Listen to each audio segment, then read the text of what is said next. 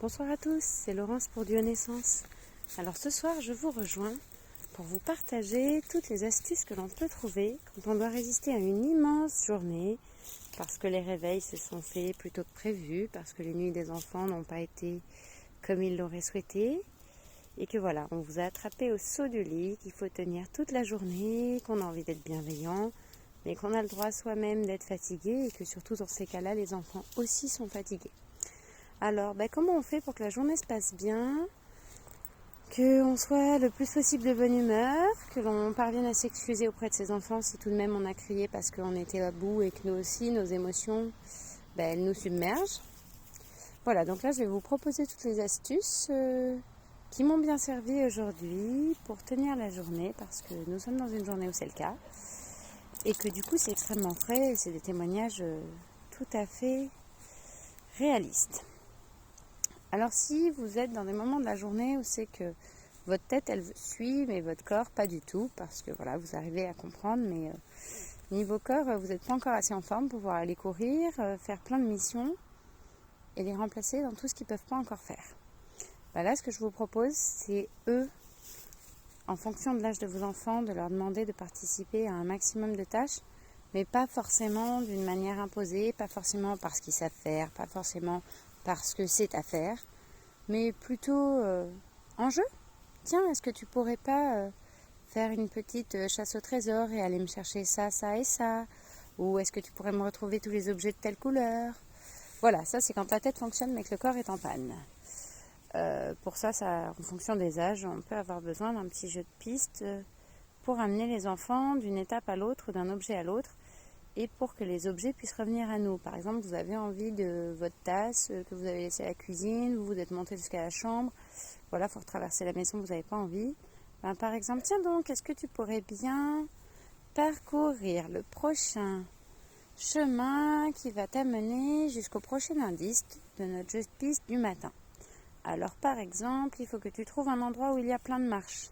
Tiens, c'est l'escalier. Ouais, bravo, est-ce que tu peux le faire? Oui, bien sûr. Bon ok, je te laisse y aller. Ensuite, le deuxième indice serait qu'il faut que tu me ramènes quelque chose qui a une poignée et qui sert à porter du liquide. Une tasse, un verre, un bol. Voilà, ça fait un petit jeu. Une tasse, ok, gagné. Tu veux bien le faire? Ouais, super. Voilà. Ça prend quelques minutes de plus que va me chercher ma tasse. Ça prend quelques minutes de plus que si vous étiez déplacé seul. Mais voilà, c'est un exemple qui peut fonctionner. Ça fait un petit jeu de piste, donc ça occupe l'enfant. Ça le valorise parce qu'il y a eu des énigmes. Et vous, ça vous rend service. Vous n'avez pas bougé. Et en plus, votre tasse est arrivée à vous. Ensuite, autre exemple, quand la tête suit, que le corps ne suit pas, qui sont un peu plus grands, et que par exemple le volume sonore ne suit plus pour vous. Vous êtes submergé, vous êtes fatigué, donc tous les cris c'est trop, et même quand ils ne crient pas, c'est déjà trop.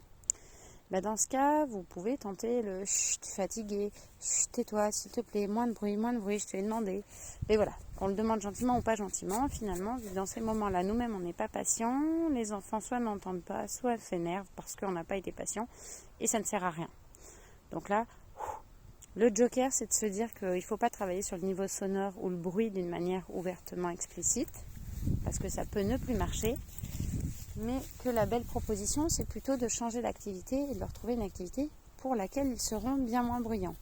Je vous donne un exemple, s'ils jouent avec des petits marteaux en plastique à taper partout, on ne peut pas dire que c'est pas correct, c'est le but d'un marteau en plastique et ça casse rien, donc on ne peut pas dire qu'ils vont tout casser. Par contre, ça fait du bruit.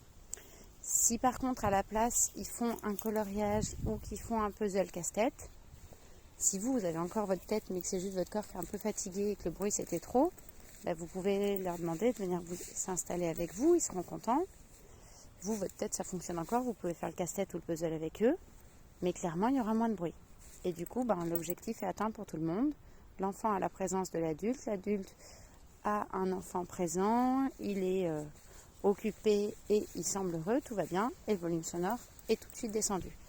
Donc là, l'idée Joker, c'était pas de râler contre le bruit, c'était pas de dire qu'il est légitime de faire moins de bruit.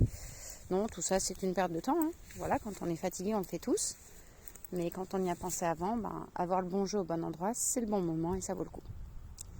Ensuite, autre astuce. Alors là, pour le coup, quand la tête ne suit plus, vous êtes vraiment épuisé, c'est trop pour vous, mais pourtant, si vous regardez la journée, il n'y a aucune raison de vous dire que tout le monde devrait être à plat et que tout le monde devrait être couché.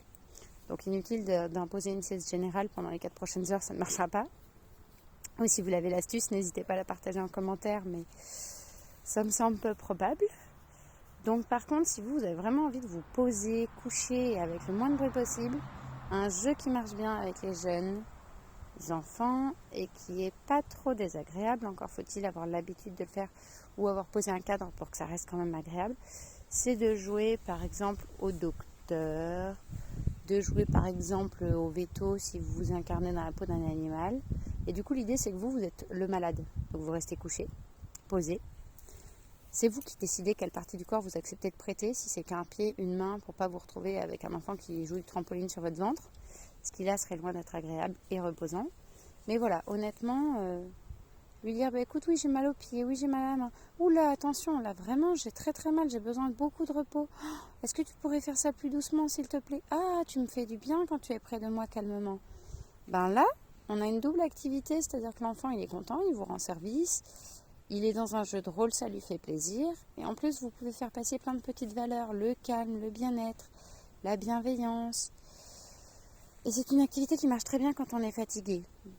Pour info, je vous propose de prêter plutôt que vos mains et vos pieds, ça vous permet de rester un petit peu sous votre couette ou sous votre couverture, et puis ça évite les petits dommages collatéraux comme le fait de se faire sauter sur le ventre ou d'avoir un doigt dans le trou de nez.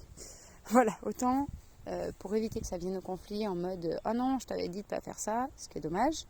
Oui, l'enfant il joue, mais avec les morceaux de votre corps que vous acceptez de lui prêter, et pas plus. Donc ça, c'est quelque chose qui peut aussi très très bien marcher chez les femmes enceintes. Après, chacune est différente, ça dépend comment elle se sent avec son corps et son bébé. Mais pour occuper les bambins qui attendent la grossesse ou même les plus grands, jouez très souvent à l'écho ou au malade en étant couché. Et l'enfant qui prend soin, ça fait vraiment super plaisir. Et ça marche relativement bien.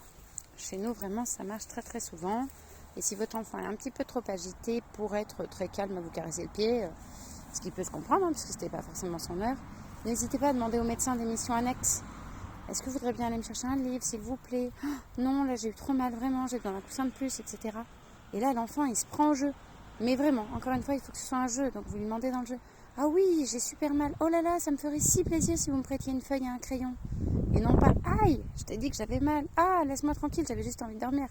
Parce que ça marche pas. Vous râlez, donc l'enfant, soit il comprend pas et il s'effondre en larmes, soit il râle avec vous et tout le monde est fatigué, ça ne marchera pas.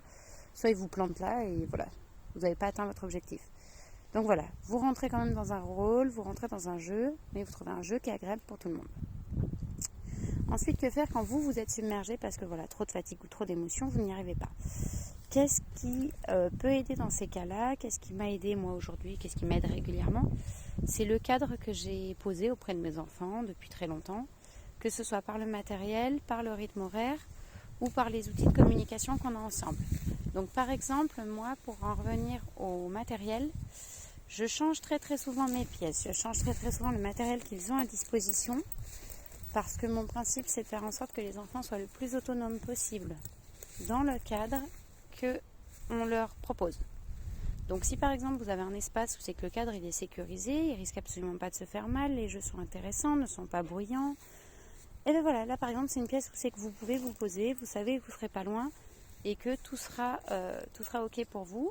Vous n'aurez pas besoin d'être vigilante parce que le cadre le permet.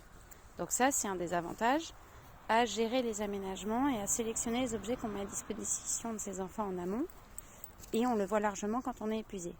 C'est que par exemple même un bébé bambin, si on le lâche dans une pièce où il n'y a rien de dangereux et où il y a plein de petits jouets à manipuler mais pas suffisamment dangereux pour être avalé ou perdu, et l'enfant, même si vous ne lui parlez pas de lui-même, il va peut-être alouiller, je ne dis pas le contraire, il va peut-être pleurer un tout petit peu, mais il trouvera une occupation. Tandis que si tout ce qui est à sa disposition est soit interdit, soit trop dangereux, que vous êtes en hypervigilance, ou que pire, vous ne l'êtes pas parce que vous êtes trop fatigué, mais que l'enfant s'est mis en danger, là vraiment c'est embêtant. Donc gérer le cadre, gérer son environnement en choisissant le matériel et l'aménagement, ça apporte vraiment un plus, et surtout quand l'adulte il est à plat. L'autre outil, alors là c'est vraiment la communication, et quand on est en face d'un enfant comme ça, on est content, on est vraiment super content, c'est quand soit on n'en peut plus, donc même adulte, même bienveillant, même étant formé, même en ayant toutes les envies de ressources, on peut être à plat et on peut ne pas y arriver, et qu'on râle, on râle trop fort, et quand votre enfant il vous dit mais stop maman, compte et souffle. Reviens me voir plus tard. Ah bah là, si on sait de quoi il parle, on peut être que super content. Ça veut dire qu'il connaît l'outil, il a compris l'émotion de l'autre et en plus il propose l'outil au bon moment. Si on ne connaît pas, on peut être hyper surpris. Puis si on est vraiment trop énervé, on peut se dire waouh, mais stop, c'est pas à toi de décider pour moi. Mais en fait, si, le fait de le savoir, ça vaut vraiment le coup. Donc là, par exemple, un enfant qui vous dit compte et souffle, c'est parce que c'est quelque chose de cohérent. Le fait de compter nous fait réfléchir uniquement au 1, 2, 3, 4, 5, 6, 7, 8, 9, 10. Pendant ce temps-là, notre tête, elle n'est pas en train de ressasser tout ce qu'on devrait faire mais qu'on n'arrive pas à faire. Elle n'est pas en train de ressasser ce qu'on a vu dans le comportement de nos enfants et que l'on aurait souhaité différemment. Elle n'est pas en train de se perdre, de s'anéantir dans des émotions négatives. Non, elle est juste en train de se concentrer pour compter. Et ensuite, on souffle, parce que le souffle, par définition, c'est utile pour nos organes, c'est utile pour notre bien-être. Et plus on souffle, plus on se calme. Donc ça, c'est un exemple de communication hyper efficace. D'apprendre régulièrement à vos enfants comment exprimer leurs émotions, comment détecter leurs émotions, comment détecter les émotions des autres, pour que même quand c'est l'adulte qui est indisposé par ses émotions, il puisse vous aider. Et bien là, rien que ça, quand votre enfant il vous dit « Wow, stop maman, compte et souffle » ou alors « Stop, je m'en vais, je reste pas avec toi, c'est trop fort pour moi », ben, ça veut dire que l'enfant il a tout compris. Il vous renvoie les outils que vous lui avez appris et il vous renvoie des outils pour qu'il n'y ait pas de communication violente, pour qu'il n'y ait pas de conflit. Ben là, vraiment, c'est super. Voilà, c'était les astuces du jour. Je ne peux pas vous rembobiner, je ne peux pas vous faire un petit résumé parce que moi-même, je suis en fin de journée. Je suis vraiment à bout de mon énergie, donc je ne m'en rappelle déjà plus du tout. Mais voilà, je vous laisse vous rembobiner la vidéo si vous voulez. Mais vraiment, n'hésitez pas à leur transmettre régulièrement des outils pour reconnaître les émotions, pour savoir se canaliser. Vous sélectionnez un aménagement, sélectionnez des objets pour qu'ils puissent avoir des activités calmes, même quand vous n'êtes pas forcément avec eux. Et vous verrez, si ça marche quand vous êtes épuisé, bah, c'est encore plus chouette quand vous ne l'êtes pas. Allez, je vous souhaite une très bonne soirée, une bonne nuit aussi, si vous pouvez. Et je vous dis à très bientôt. C'était Laurence pour Dieu Naissance. Merci, au revoir.